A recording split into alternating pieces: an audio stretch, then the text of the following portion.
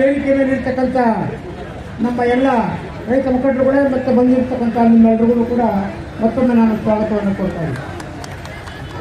ಇಲ್ಲಿ ಮುಖ್ಯವಾಗಿ ಇವತ್ತು ಬಂದಿರತಕ್ಕಂಥ ಜನ ಭೂಮಿಗೋಸ್ಕರ ಹೋರಾಟ ಮಾಡ್ತಕ್ಕಂಥದ್ದು, ಭೂಮಿ ಉಳಿಸ್ಕೊಳ್ಳೋದಕ್ಕೋಸ್ಕರ ಹೋರಾಟ ಮಾಡ್ತಕ್ಕಂಥ ಜನ. ಏನಾಗಿದೆ, ಹಿಂದೆ ಕೇಂದ್ರ ಸರ್ಕಾರ ಇಡೀ ದೇಶದ ರೈತರ ಭೂಮಿಯನ್ನು ಕಿತ್ಕೊಂತಕ್ಕಂಥ ಸಂದರ್ಭದಲ್ಲಿ ನಡೆದಂಥ 1 ವರ್ಷದ ಹೋರಾಟದಲ್ಲಿ 700 ಜನ ಮೃತಪಟ್ಟು ಈ ದೇಶದ ರೈತನ ಭೂಮಿಯನ್ನು ಉಳಿಸಿದ್ರು ಅನ್ನುವಂಥದ್ದು ಮಟ್ಟದಲ್ಲಿ ಸಂಗತಿ. ಆದರೆ ಎರಡನೇದಾಗಿ ಕರ್ನಾಟಕದಲ್ಲಿ ಇರ್ತಕ್ಕಂಥ ರೈತನ ಭೂಮಿನ ಯಾವ ರೀತಿ ಉಳಿಸ್ಕೋಬೇಕು ಅನ್ನುವಂಥದ್ದು ಇದು 2ನೇ ಹೋರಾಟ. ಇದು ನಮಗೆ ಬಂದಿರತಕ್ಕಂಥ ಪ್ರಶ್ನೆ. ಏನಾಗಿದೆ ಅಂದರೆ, ಮೋದಿಯವರ ಭೂಸ್ವಾಧೀನ ನೀತಿಗೂ ವಿದೇಶಿ ಬಂಡವಾಳಶಾಹಿಗಳ ನೀತಿಗೂ ಕಾಂಗ್ರೆಸ್ನವರ ನೀತಿಗೂ ಎಳ್ಳಷ್ಟು ವ್ಯತ್ಯಾಸ ಏನಿಲ್ಲ. ಅವರು ಇಡೀ ದೇಶದ ರೈತ ಭೂಮಿನ ಕಿತ್ಕೊಳ್ಳೋಕೆ ಹೋದರೆ ಇವರು ಕರ್ನಾಟಕದಲ್ಲಿ ಇರ್ತಕ್ಕಂಥ ಎಲ್ಲ ರೈತರ ಭೂಮಿನ ಕಿತ್ಕೊಂಡು ತಿನ್ನುವಂಥ ಜನ ಇವರು.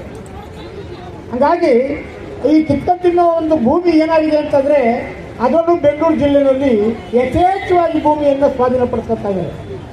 ಯಾವುದೋ ಒಂದು ನೈಸ್ ಹೋರಾಟ ಅಂತ ಮಾಡ್ತಾ ಇದ್ದೀವಿ ನಾವು, ಸುಮಾರು ಒಂದು 5-6 ವರ್ಷದಿಂದ ಮಾಡ್ತಾ ಇದ್ದೀವಿ ನಾವು. ಅದರೊಳಗೆ ಸರ್ಕಾರ ಕೊಟ್ಟಂಥ 21,700 ಎಕರೆ ಭೂಮಿ ನೈಸ್ ರೋಡ್ ಮಾಡಿ ಅಭಿವೃದ್ಧಿ ಮಾಡಪ್ಪ ಅಂತ ಕೊಟ್ಟರೆ ಅವ್ರು ಅದನ್ನು ಉಲ್ಟಾ ಹೊಡೆದು ರಿಯಲ್ ಎಸ್ಟೇಟ್ ಅಂತ ಮಾಡಿ ಇವತ್ತಿನ ದಿವಸ ಭೂಮಿಗಳನ್ನು ಬೇರೆಯವರಿಗೆ ಮಾರಾಟ ಮಾಡೋದ್ರ ಮುಖಾಂತರ ಇವತ್ತು 46,000 ಎಕರೆ ಅವರು ವಶಪಡಿಸ್ಕೊಂಡಿದ್ದಾರೆ. ಮತ್ತು 46,000 ಎಕರೆ KDB ಇವೆಲ್ಲ ಸರ್ಕಾರ ಎಲ್ಲರೂ ಸೇರಿಕೊಟ್ಟುವಂಥದ್ದು. ಎರಡನೇದಾಗಿ ಅತಿ ಹೆಚ್ಚು ಕರ್ನಾಟಕದಲ್ಲಿ ಭೂ ಸ್ವಾಧೀನ ಆಗಿರುವಂಥ ಪ್ರದೇಶ ಅಂದರೆ ಈಗ ಬೆಂಗಳೂರು ಸುತ್ತಮುತ್ತ ಒಂದು ಪೆರಿಫೆರಲ್ ರಿಂಗ್ ರೋಡ್ ಅಂತ ಬರ್ತದೆ. ಆ ಪೆರಿಫೆರಲ್ ರಿಂಗ್ ರೋಡ್ ಹೆಂಗಿದೆ ಅಂತಂದರೆ, ಅಲ್ಲಿನ ಜನ ಮತ್ತು ರೈತರನ್ನ ಎದ್ದು ನಿಲ್ಲಿಸುವಂಥ ಒಂದು ಪರಿಸ್ಥಿತಿಯ ಹೋರಾಟಕ್ಕೆ ಇವತ್ತು ಜನ ಎದ್ದುಕೋತಾರೆ. ಅದರಲ್ಲಿ ಹೆಚ್ಚಿನ ರೀತಿಯಲ್ಲಿ ರೈತರು ಭೂಮಿ ಕಳ್ಕೊತಾರೆ, ನಿವೇಶಕರ್ತಕ್ಕಂಥವ್ರು ನಿವೇಶನ ಕಳ್ಕೊತಾರೆ, ಮತ್ತು ಹೆಚ್ಚಿನ ರೀತಿಯಲ್ಲಿ ಬದುಕು ಸಾಗುವಳಿಗಾರರ ಭೂಮಿ ಕಳ್ಕೊತಾರೆ. ಅಂಥ ಒಂದು ಪರಿಸ್ಥಿತಿನ ಇವತ್ತು ನಿರ್ಮಾಣ ಮಾಡೋದು. ಆ ಪೆರಿಫೆರಲ್ ರಿಂಗ್ ರೋಡ್ನ ಹೆಸರೇನೆಂದರೆ peripheral ring road business corridor ಅಂತ. ಬರೀ ಬಿಸ್ನೆಸ್ ಮಾಡೋಕ್ಕೆ ಮಾತ್ರನೇ ಇಟ್ಕೊಂಡಿರ್ತಕ್ಕಂಥ ಒಂದು ಕಾರಿಡಾರ್. ಅದರೊಳಗೆ BDA ಬರ್ತದೆ, KHB ಬರ್ತದೆ, ಮತ್ತು ವಿಮಾನ ನಿಲ್ದಾಣಗಳು 2 ವಿಮಾನ ನಿಲ್ದಾಣ, ಮಾಗಡಿ ಹತ್ರ ಒಂದು, ಇದು ಕನಕಪುರ ರಸ್ತೆಯಲ್ಲಿ ಒಂದು 2 ವಿಮಾನ ನಿಲ್ದಾಣ ಬರ್ತವೆ. ಇಷ್ಟೆಲ್ಲ ಆಗಿ 300 ಅಡಿ ಆಗದ ರೋಡ್ನ ವಶಪಡಿಸ್ಕೊಂತಾರೆ. ಇದಕ್ಕೆ ಎಷ್ಟು ಭೂಮಿ ಓದ್ತಾದೆ ಅಂದರೆ, ಈಗ ನಮ್ಮ ಗಮನಕ್ಕೆ ಬಂದಿರೋ ಪ್ರಕಾರ 25,000 ಎಕರೆ ಭೂಮಿ ಕಿತ್ಕೊಂತಾವ್ರೆ ರೈತರಿಂದ. 25,000 ಎಕರೆ ಭೂಮಿನ ಕಿತ್ಕೊಳ್ಳುವಾಗ ಆ ಭೂಮಿ ಎಷ್ಟು ಕಿತ್ಕೊಂತಾವ್ರೆ ಅಂತಂದರೆ, ಒಂದೇ ಒಂದು ಎಕರೆಗೆ 50% ಆಧಾರದಲ್ಲಿ ಇದು ಸೈಟ್ ಕೊಡ್ತಕ್ಕಂಥದ್ದು ಅಷ್ಟೇ. ಸೈಟ್ ಕೊಡೋದು ಯಾವುದೇ ಇದು ಭೂ ಸ್ವಾಧೀನ ಪರಿಹಾರ ಇಲ್ಲ, ಬರೀ ಸೈಟೇ ಕೊಡುವಂಥದ್ದು. ಅದಕ್ಕೆ ಎಷ್ಟು ಬರ್ತದೆ ಅಂತಂದರೆ, ಒಂದು ಎಕರೆಗೆ 18 ಸೈಟ್ ಆಗ್ತದೆ. ಆದರೆ 9 ಸೈಟು ನಿಮಗೆ, ಇನ್ನು 9 ಸೈಟು ರೈತರಿಗೆ. ಅಂದರೆ ಕೋಟ್ಯಾಂತರ ರೂಪಾಯಿ ಬಂಡವಾಳ ಹೋಗ್ತಕ್ಕಂಥ ಭೂಮಿ ಇವತ್ತಿನ ದಿವಸ ಫ್ರೀಯಾಗಿ ಸರ್ಕಾರಕ್ಕೆ ಕೊಟ್ಟು ನೀವು ರೋಡ್ ಮಾಡ್ಕೊಳ್ಳಪ್ಪ ಅಂತ ಅನ್ನೋಂಥ ಮಟ್ಟಕ್ಕೆ ನಾವು ರೈತರಿಗೆ ಇವತ್ತು ಬಂದಿರತಕ್ಕಂಥ ಪರಿಸ್ಥಿತಿ. ಆದರೆ ಅವ್ರು ಮಾಡೋದು ಯಾವಾಗ ಇವತ್ತು ಶುರು ಮಾಡಿದ್ರು ಕೂಡ ರೈತರು ಅನುಮತಿ ಕೊಟ್ಟರೆ ಅವರು ಇನ್ನೂ 15 ವರ್ಷ ಬೇಕಾಗ್ತದೆ ಇದನ್ನು ಡೆವಲಪ್ ಮಾಡುವಾಗ. ಆವಾಗಲೇ ನಿಮಗೆ ಅದು 9 ಸೈಟ್ಗಳು ಸಿಗೋದು. ಇದನ್ನು ಗಮನದಲ್ಲಿ 9 ಸೈಟ್ ಸಿಕ್ಕೋದು ಅವಾಗೇನೆ. ಅದು 9 ಸೈಟ್ ಸಿಕ್ಕಿದ್ರೆ ಸುಮ್ಮನೆ ಸಿಕ್ಕಲ್ಲ, ಡೆವಲಪ್ಮೆಂಟ್ ಚಾರ್ಜ್ ಕಟ್ಟಬೇಕು, ಅದಕ್ಕೊಂದು 15 ಲಕ್ಷ ಬರ್ತದೆ. ಮತ್ತು ಇದು ರಿಜಿಸ್ಟ್ರೇಷನ್ ಮಾಡ್ಕೋಬೇಕು, ಅದಕ್ಕೊಂದು 5 ಲಕ್ಷ ಬರ್ತದೆ. 20 ಲಕ್ಷಕ್ಕೆ ಒಂದು ಸೈಟ್ನ ನಾವು ಮಾಡಬೇಕಾಗ್ತದೆ. ಇಲ್ಲಿ ಸಿಕ್ಕೋದೇ 7 ಸೈಟು ಅಥವಾ 8 ಸೈಟು. ಹಾಗಾಗಿ ರೈತನ್ನ ಇವತ್ತು ಹಾಳು ಮಾಡ್ತಕ್ಕಂಥ ಪರಿಸ್ಥಿತಿಗೆ ಪರಿಹಾರದಿಂದನೇ, ಬಂಡವಾಳ ಹೂಡ್ದೇನೆ ಇವತ್ತು ರೈತನ್ನ ಹಾಳು ಮಾಡ್ತಕ್ಕಂಥ ಒಂದು ಸ್ಥಿತಿಗೆ ಸುಮಾರು 25,000 ಎಕರೆ ಭೂಮಿಯನ್ನು ಅವರು ವಶಪಡಿಸ್ಕೊಳ್ತಾ ಇದ್ದಾರೆ. ಅದರೊಳಗೆ ಇನ್ನೊಂದು, ಇವತ್ತು ಒಂದು 1000 ಲೇಔಟ್ಗಳು ಇದ್ದರೆ ಖಾಸಗಿಯವರು ಮಾಡಿರ್ತಕ್ಕಂಥ ಖಾಸಗಿ ಲೇಔಟ್ಗಳು ಮಾಡಿರ್ತಕ್ಕಂಥ ಲೇಔಟ್ಗಳಲ್ಲಿ ನಿವೇಶನಗಳೆಲ್ಲ ಮಾರಾಟ ಮಾಡ್ಕೊಳ್ತಾರೆ. ಲೇಔಟ್ ಮಾಡಿ ಒಂದು ಆಥರೈಸ್ಡ್ ಲೇಔಟ್ಗಳು ಒಂದೂ ಇಲ್ಲ, ಎಲ್ಲ ಅನಾಥರೈಸ್ಡ್ ಲೇಔಟ್ಗಳು. ಅದರೊಳಗೆ ಕೂಲಿನೋ ನಾಲಿನೋ ಮಾಡಿ ಸಂಬಳ ತಗೊಂಡು ಏನೋ ಮಾಡಿ ಒಂದೊಂದು ಸೈಟ್ ಕಂಡುಕೊಂಡವ್ರೆ ಜನ. ಆ ಸೈಟ್ ಕೊಟ್ಕೊಂಡವ್ರಿಗೂ ಕೂಡ ಇವತ್ತು ನೋಟಿಸ್ ಕೊಡ್ತಕ್ಕಂಥ ಒಂದು ಪರಿಸ್ಥಿತಿ ನಿರ್ಮಾಣ ಆಗಿದೆ. ಲಕ್ಷಾಂತರ ಜನ ಇದ್ದಾರೆ ಅವರು ಬೆಂಗಳೂರು ಸುತ್ತಮುತ್ತ. ಲಕ್ಷಾಂತರ ಜನಕ್ಕೆ ಇವತ್ತು ರಕ್ಷಣೆ ಇಲ್ದಂಗೆ ಆಗೋಗ್ತದೆ. ಏನಾಗಿದೆ ಅಂತಂದರೆ, ಮೂಲ ಮಾಲೀಕನಿಗೆ ಆ ಜಮೀನು ಯಾರು ಮಡಿಕೊಂಡಿದ್ದು ಅವನಿಗೆ ನೋಟಿಸ್ ಹೋಗ್ತಾವೆ. ಈ ಕಡೆ ಕೊಂಡ್ಕೊಂಡು ಮಾಡಿರೋನಿಗೂ ಇಲ್ಲ, ಈ ಕಡೆ ಕೊಂಡ್ಕೊಂಡಿರ್ತಕ್ಕಂಥ ನಿವೇಶನದಾರರಿಗೂ ಇಲ್ಲ.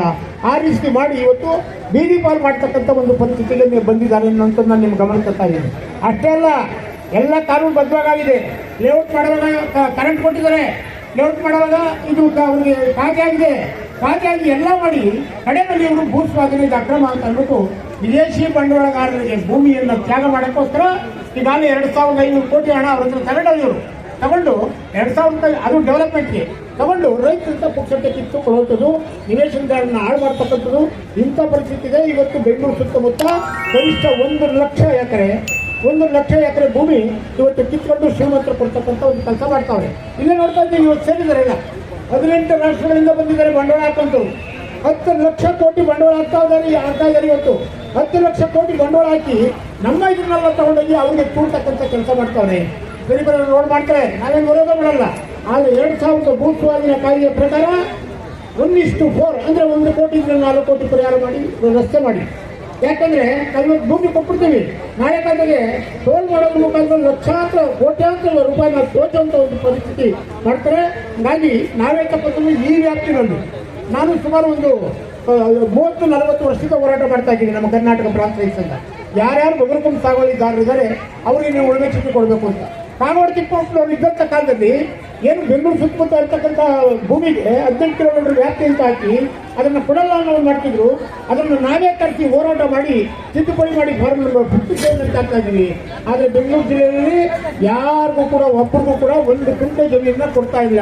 ಕೊಟ್ಟಿರೋವು ಕೂಡ ಅಕ್ರಮ ಇದು ಸಾಗುವಳಿ ಚೀಟಿ ಅಂತ ಅಂದ್ಬಿಟ್ಟು ಮಾಡ್ತಾವ್ರೆ. ಅದ್ರ ಜೊತೆ ಒಳಗೆ ಬಡವರು ಇವತ್ತು ಏನು ನಿವೇಶನ ನಿವೇಶನ ಕೊಡಬೇಕು ಅಂತ ಒಂದು ತೀರ್ಮಾನ ಮಾಡಿದ್ರೆ ಮಾಡಿ ಸರ್ಕಾರ ನೀತಿ ಇದೆ.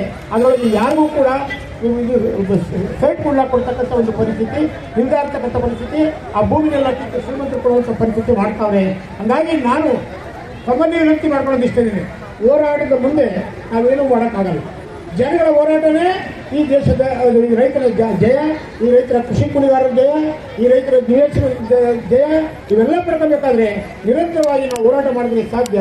ಅದನ್ನು ನೈಸ್ ಕಂಪನಿ ಒಳಗೆ ನಮ್ಮ ಕರ್ನಾಟಕ ಪ್ರಾಂತ ರೈತರ ತೋರ್ಸ್ಕೊಟ್ಟಿದ್ದೀನಿ. ಈಗಾಗಲೇ ಯಾವ ಮಟ್ಟಕ್ಕೆ ಬಂದಿದ್ದೀವಿ ಅವನ್ನ ಅಂತಂದ್ರೆ 1 ಲಕ್ಷ ಎಕರೆ ಭೂಮಿನ ಇಲ್ಲಿಂದ ಮೈಸೂರಿನವ್ರು ನೋಡ್ಕೊಳ್ಳೋಕೆ ತೀರ್ಮಾನ ಮಾಡಿದ್ರೆ ಅದನ್ನೆಲ್ಲ ತಡೆದಿದ್ದೀವಿ. ಇವಾಗ ಒಳಗಡೆ ಒಂದೇ ಒಂದು ಕುಂಟೆ ಜಮೀನು ತಾಣಕ್ಕೆ ದುಡ್ಡು ಕೊಟ್ಟು ರಿಜಿಸ್ಟರ್ ಮಾಡ್ಕೊಳ್ಳೋ ಜಮೀನಿಗೂ ಕೂಡ ಅವನ್ನ ಬಿಟ್ಟು ತಡೆದಿದ್ದೀವಿ. ಸರ್ಕಾರ ಕೂಡ ಮಾತಾಡೋದಾಗಿದೆ. ಯಾಕೆಂದರೆ ನಮ್ಮ ಡಿ.ಕೆ. ಶಿವಕುಮಾರ್ ಮೊನ್ನೆ ಒಂದು ಸ್ಟೇಟ್ಮೆಂಟ್ ಕೊಡ್ತಾ ಇದ್ರು, ನೋಡಿದೆ ನಾನು. ಇಲ್ಲಿ ಡೆವಲಪ್ಮೆಂಟ್ ಆದರೆ ರೈತನ ಭೂಮಿ ಬೆಲೆ ಜಾಸ್ತಿ ಆಗ್ತದೆ.